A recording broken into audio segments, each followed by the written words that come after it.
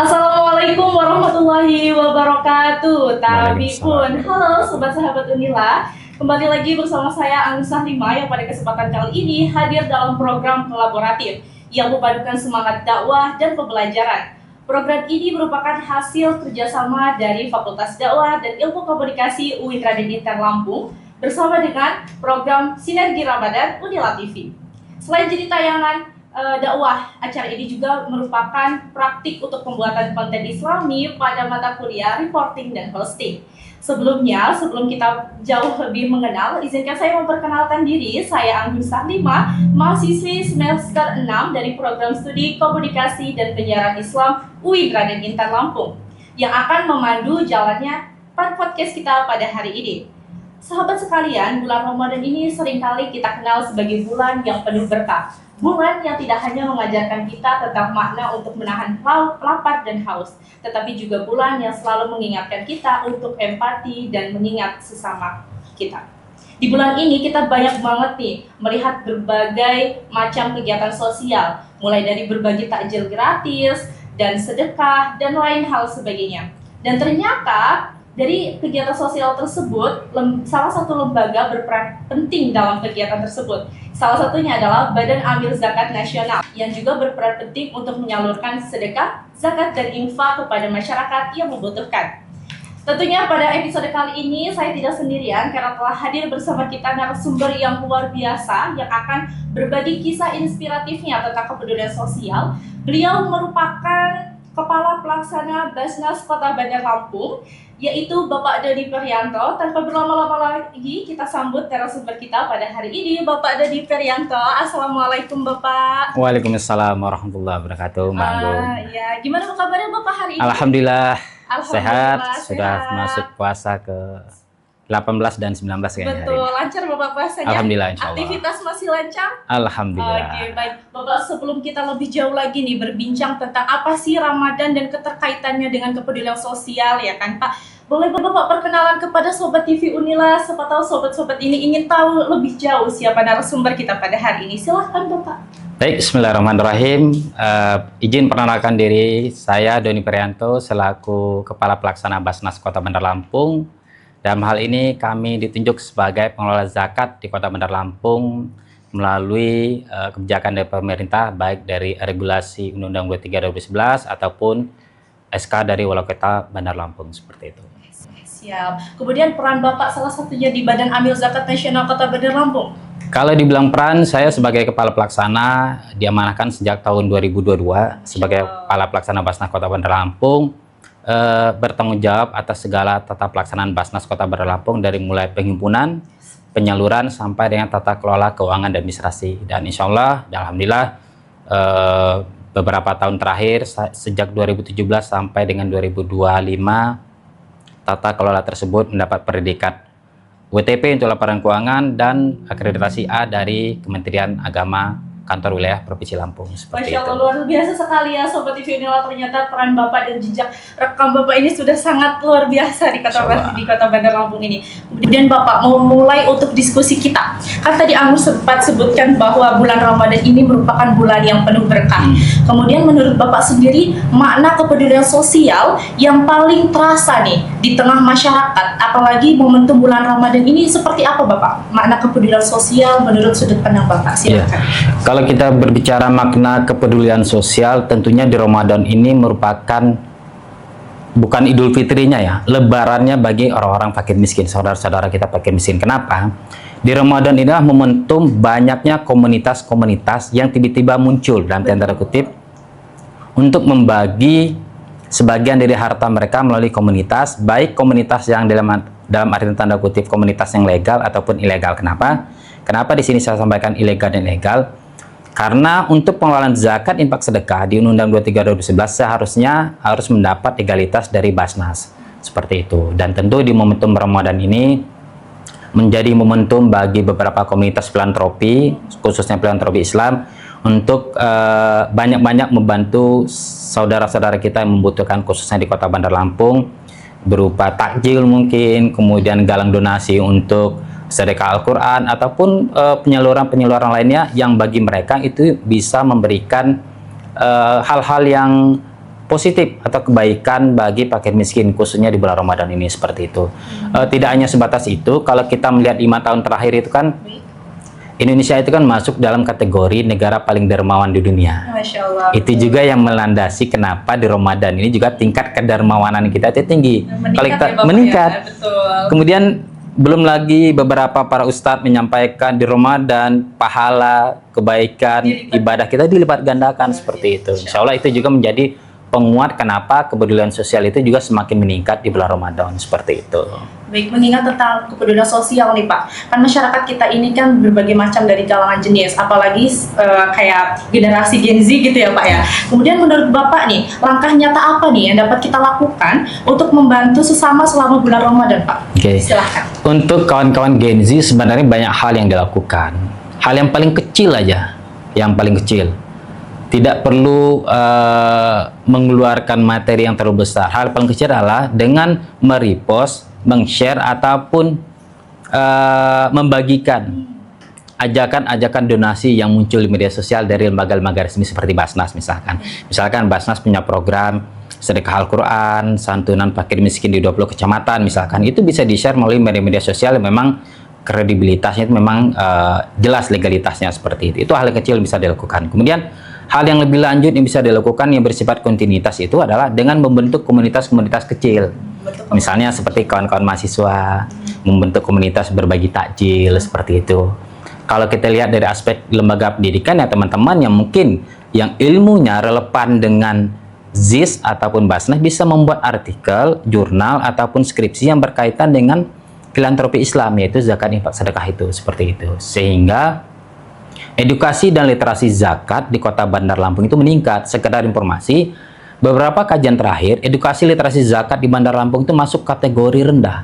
Artinya masyarakat kita masih minim akan kesadaran zakat infak sedekah.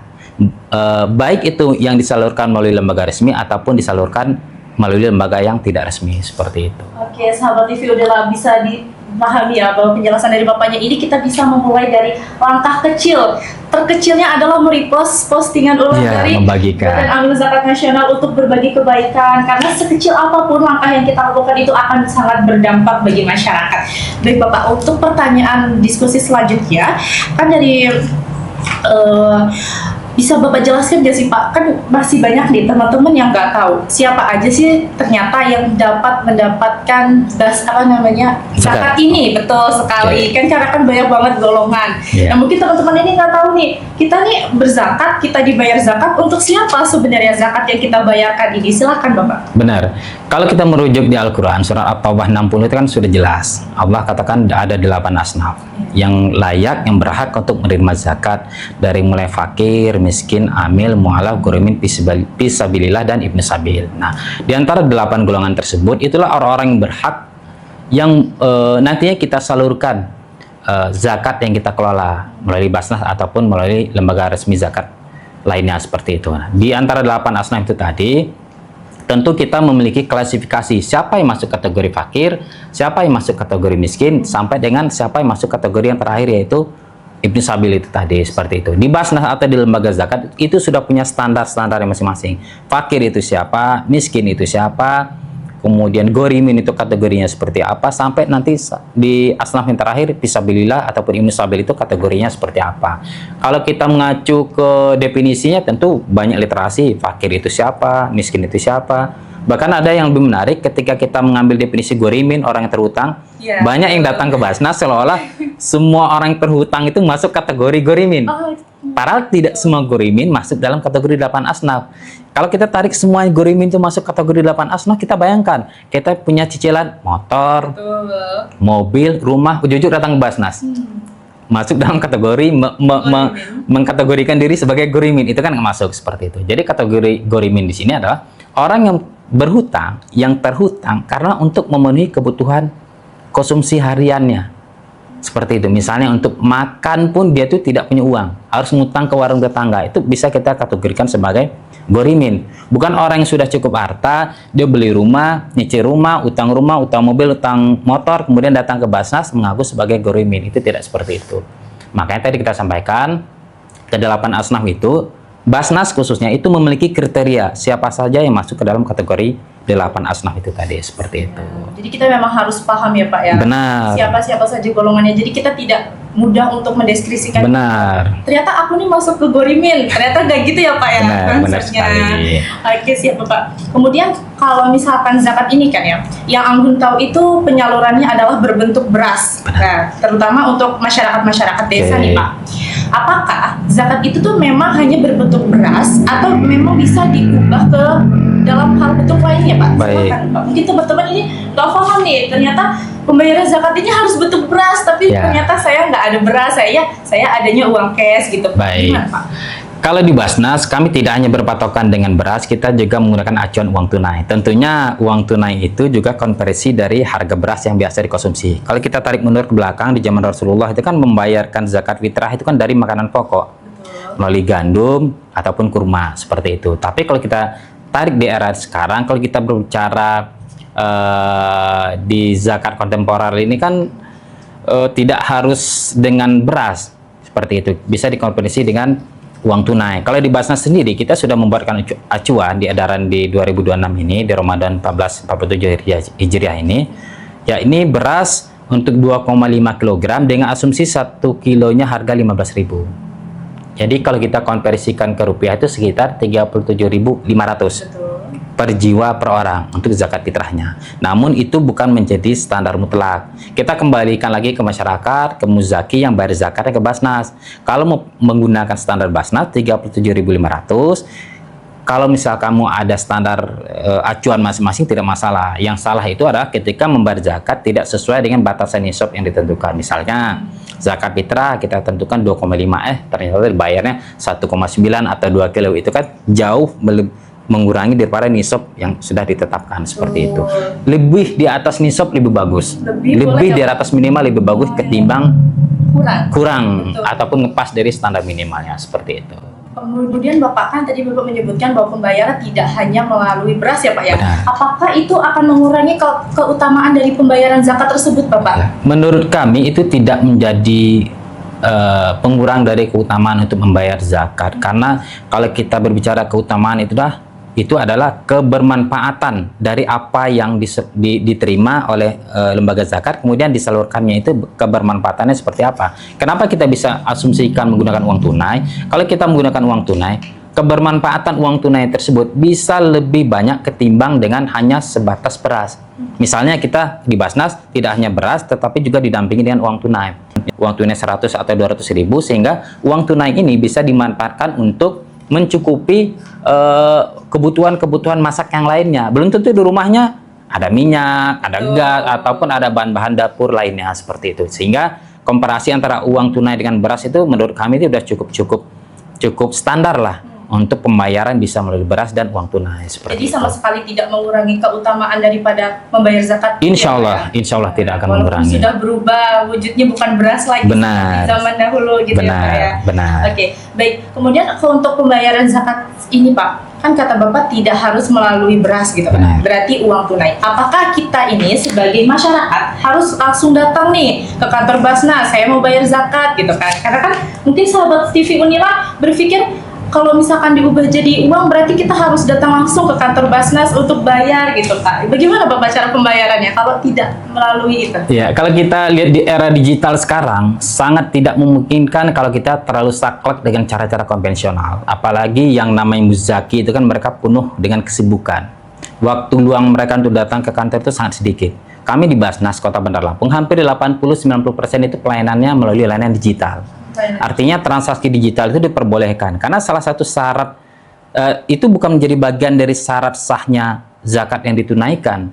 Kalau kita tarik mundur secara aturan itu kan syaratnya itu ya hartanya didapatkan secara halal, milik sendiri, mencapai nisab, sudah mencapai haul untuk zakat malnya, seperti itu. Nah, untuk proses konvensional ataupun digital itu tidak perlu diperdebatkan karena tidak menjadi acuan syarat sahnya zakat itu, seperti itu. Bahkan kami ada layanan melalui kantor digital, ada melalui website, ada layanan melalui pesan WA, seperti itu untuk pembayaran zakatnya, ada yang melalui transfer m-banking, perbankan, seperti itu. Banyak cara, artinya tidak menjadi persyaratan Patokan utama juga, patokan ya, betul. untuk harus datang ke kantor, akad yang harus disampaikan secara langsung, tidak seperti itu. Dan itu juga tidak mengurangi akad daripada pembayaran. Insya Allah zakat. tidak akan mengurangi, karena bukan menjadi bagian dari syarat sahnya satu zakat itu ditunaikan seperti Baik. itu. Akad itu kan bisa secara tatap muka, bisa dengan tulisan, bisa dengan perkataan, tanpa harus datang langsung dengan amil yang bersangkutan seperti itu. Baik, begitu Sobat TV Udara. Jadi zakat ini ternyata tidak hanya dibayarkan lewat beras, tapi juga kita bisa membayarkan lewat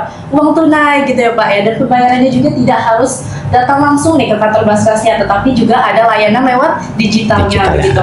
Baik, untuk pertanyaan selanjutnya Bapak, jika kita kembali untuk tema kepedulian sosial tadi, menurut Bapak bagaimana seharusnya masyarakat ini memanai zakat dan sedekah agar tidak hanya menjadi ibadah rutinan? Ya, jadi mereka itu menunaikannya tuh dengan ikhlas, bukan karena ini sudah ibadah rutinan nih tiap Ramadan saya harus bayar zakat gitu kan Pak, tetapi juga bisa memberi manfaat yang nyata bagi masyarakat. Silakan Bapak. Ya, baik.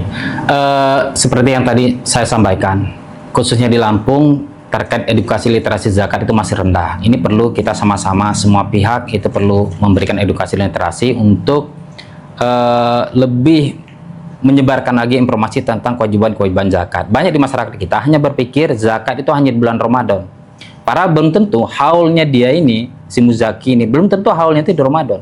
Apalagi kalau kita hitung kalender Hijriah itu kan maju terus kan, sekarang Ramadannya kan. Jadi kalau patokan di Ramadan, belum tentu haul 1 tahun itu pas di Ramadan. Bisa jadi tahun lalu Ramadan ini di tanggal berapa, bulan berapa, tahun ini bergeser lagi seperti itu. Artinya untuk memberikan edukasi ke masyarakat perlu semua pihak memberikan edukasi bahwasanya berzakat, beramal itu tidak hanya di bulan Ramadan. Memang keutamaan ibadah berlipat ganda pahalanya di bulan Ramadan, tetapi untuk tingkat kepedulian sosial kita, kepedulian antar sesama tidak hanya sebatas di Ramadan, tetapi juga dijalankan di bulan-bulan yang lain seperti itu. Karena Allah di Al-Quran surat Al-Baqarah 261 itu tidak mengkhususkan amalan di bulan Ramadan aja dilipat gandakan. Kata Allah apa?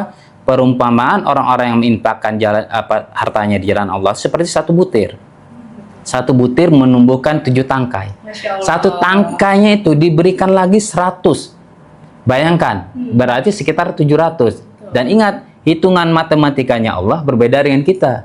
Betul. Apakah 700 itu 700 matematikanya kita atau matematikanya Allah, seperti itu. Jadi di situ tidak disebutkan apakah hanya di Ramadan toh dilipat gandakan, tidak. Artinya di bulan-bulan yang lain pun kalau kita bersedekah, berbagi dengan sesama, dengan saudara-saudara kita di luar sana, insya Allah dari satu butir menjadi 7 tangkai. Satu tangkainya ditumbuhkan lagi menjadi 100 seperti itu. Masya Allah.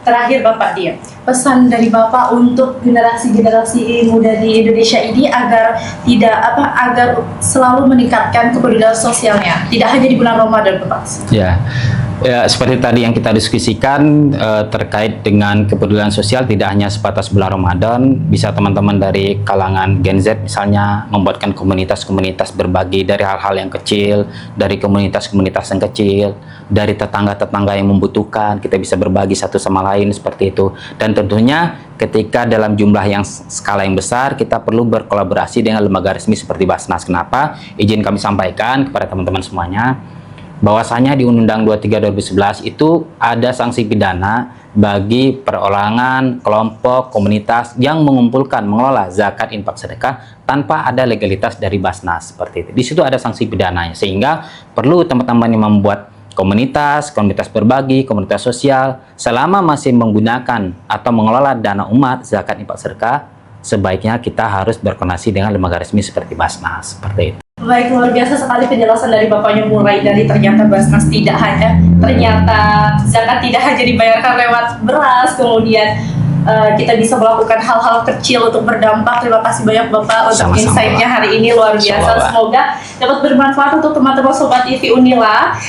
Ini Bapak Doni yang sangat menginspirasi kita. Insya Kalau Allah. kita simpulkan bahwa yang pertama, zakat itu tidak hanya bisa berupa beras, tapi juga bisa berupa uang. Kemudian kita juga bisa melakukan hal-hal kecil yang berdampak bagi masyarakat sehingga memberikan kebermanfaat untuk keberlanjutan. Baik, terima kasih untuk episode kali ini. Saya memohon maaf untuk segala kekurangannya. Saya akhiri. Wabillahi taufiq wal hidayah. Assalamualaikum warahmatullahi wabarakatuh. Waalaikumsalam warahmatullahi. يا أبا الزهراء كم أحن إليك للقبات الخضراء جئت أصلي عليك يا جد الحسنين محمد يا